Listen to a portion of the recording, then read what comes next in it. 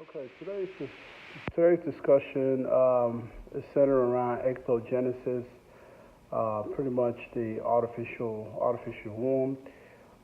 Very interesting discussion when you kind of look at this from especially the feminist perspective. But to address the first question, what is the central tension as far as when we're having a traditional abortion debate? And I think the professor highlighted this in the video in saying that typically when we have an abortion debate, there's always two interests to consider: the interest of the baby and the interest of the mother.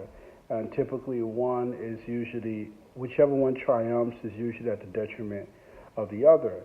Um, Whereas in this case, when you now have an artificial womb, the mother can choose to not carry on with the pregnancy, but also preserve the life of the child. So um, this is a pretty clear way that this could relieve it.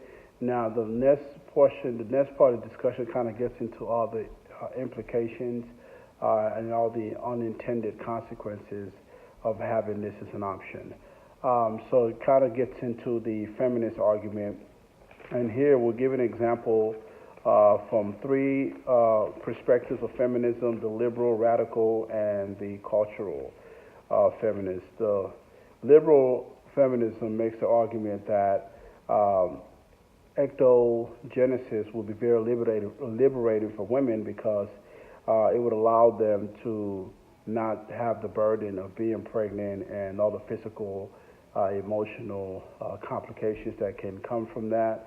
Um, and of course, this is the positive, but the negative in that is it creates a social pressure on women, assuming that the norm becomes to give birth through ectogenesis, then the sight of a pregnant woman will now become abnormal in society. And it could also add other pressure to women. For example, if you're in a relationship and maybe your partner prefers to have the ectogenesis method, maybe he wants to preserve your physical appearance, and now the woman is having to maybe go against um, her personal view and being able to and having to be subjected to ectogenesis. From a radical perspective, I guess the biggest difference is how, in the liberal perspective, how sexism is more driven by social norms, where the radical feminist believes that sexism has a biological root. In other words, that the biological fact that women have to carry the baby somehow subjects them to a lesser treatment in society. And they believe that this ectogenesis method would completely uproot that. And to quote Firestone, she believes pregnancy is barbaric because it is painful and it has brute organic. I believe, in other words, it's just a very painful and disruptive process. And again, ectogenesis would free women from the oppression, the biological oppression that they've been subjected to as the child bearer. The cultural feminist takes a lighter tone in saying that there's a connectivity between the mother and the child, and that you know this the pregnancy is what embracing motherhood is critical because that connectivity between mother and child cannot be lost.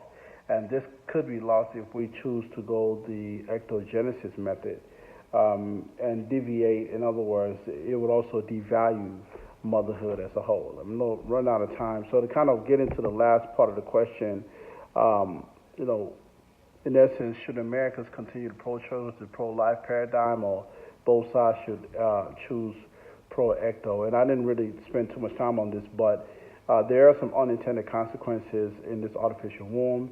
You get into it reduces the value of women. It creates a new different social standards, but for both the women and the kids. But I think that, in my opinion, there are some benefits to it, but I don't know if it's something that um, I don't know if the benefits outweigh the unintended consequence, and not to mention all the health implications that can come from this method of childbirth. That would be pretty much it because I'm out of time.